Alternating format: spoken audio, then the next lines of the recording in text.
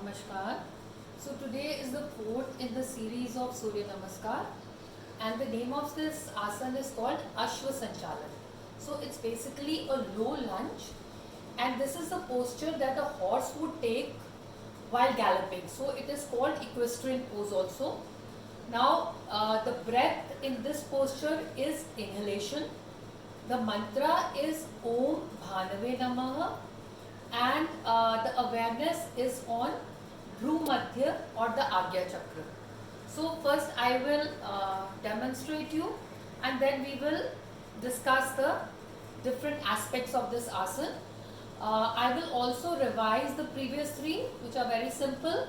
So it is Pranam with normal breath, Hasto Utthana with inspiration or inhalation, and then Hastopada with exhalation, and now I will do the Ashwa Sanchalan. So I am taking the right foot back, my left remains in place, and my knee touches the ground.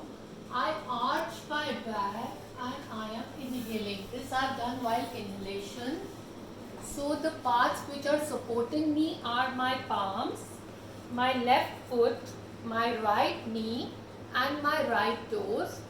And in this posture, so this is like a low lunge, the stance which a horse would take while galloping, and I did this while inhaling. Now that I'm holding the posture, I'm breathing normally, but when I went into this posture, it was in the process of inhalation, and my awareness will be on Agya Chakra, my eyes will be closed, and the mantra which I'm going to say is Om Bhanave Namaha.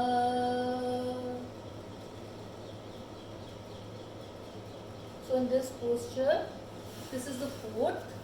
Now I will just explain you about this posture.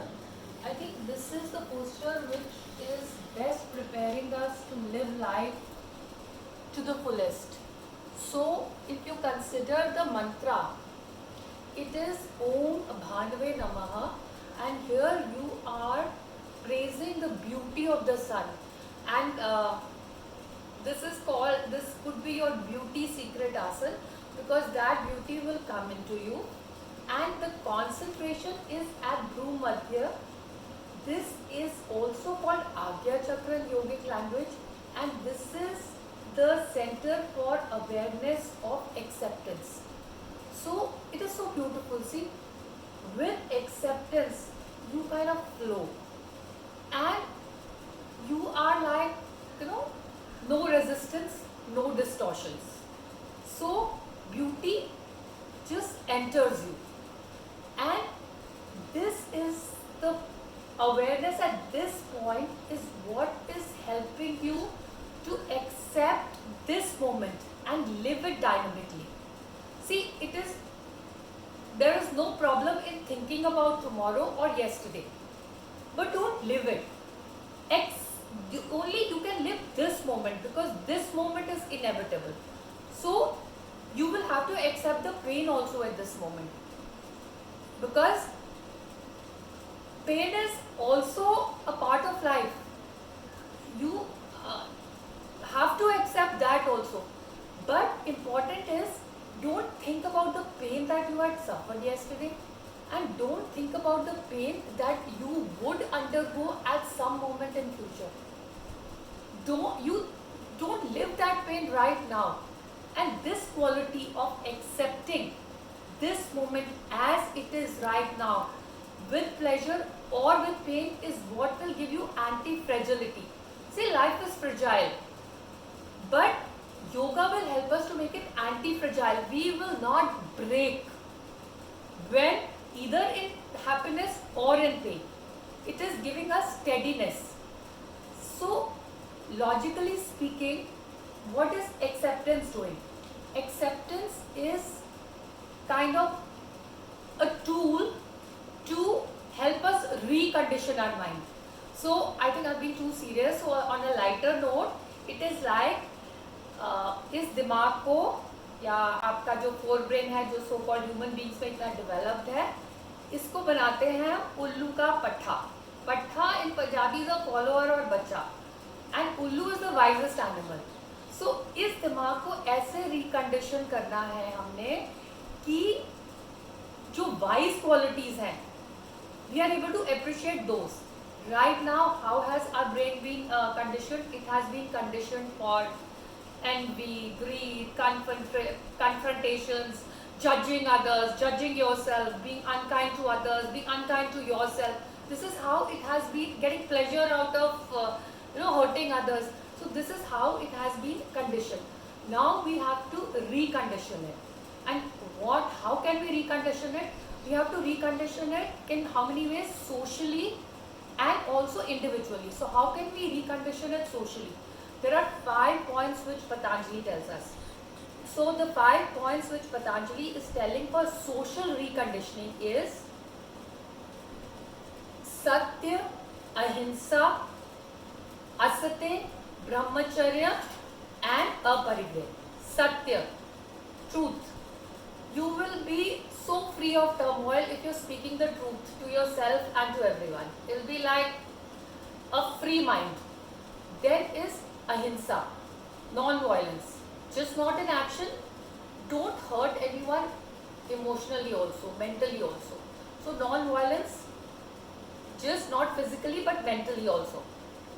Then asate, don't steal from anyone. जो जिसका हक है उसको लेने दो, किसी का अधिकार मत छीनो. किसी की मेंटल इंटेलेक्चुअल प्रॉपर्टी मत छीनो. फिजिकल तो छीनने का सब समझते हैं, बट मेंटली भी इमोशनली भी किसी से उसकी इमोशंस ना छीनो. Don't steal that person of what he is being bestowed with. You are unique, he is unique. Live with your uniqueness, both of you. Then brahmacharya. Brahmacharya is just not being celibate. Brahmacharya is divinity in thought. And aparigraha. Aparigraha means decluttering. Live an uncluttered, decluttered life, and that is only possible if greed is not there. So, Satya, Ahimsa, Asate, Brahmacharya and Aparigraha. This is how your mind should be conditioned socially. And as at a personal level, how it should be conditioned? Short is cleanliness. Cleanliness of thought and body. Then comes tap. Tap is perseverance. Whatever you are doing, persevere. Do it with devotion, without really thinking what is going to happen. Live dynamically in this moment and persevere with every moment. Then third is your swadhyay. Introspect. It is important to introspect at times. I'm not saying judge yourself, but just introspect. After you are clean in your thoughts, after you have persevered, you are working with your dignity and living with your self-esteem, then introspect, and with introspect you will realize you will start feeling santosh, contentment. It is actually a byproduct. And when this byproduct is there, it is a full circle. You will feel that quality of surrender, which is Ishwar Pranidhan. So acceptance helps you recondition your mind socially and individually, and you again land up with surrender, which is what is going to help you live so beautifully without any friction, without any distortions. And this was the fourth pose, and tomorrow we'll meet you with the fifth pose. Pranam.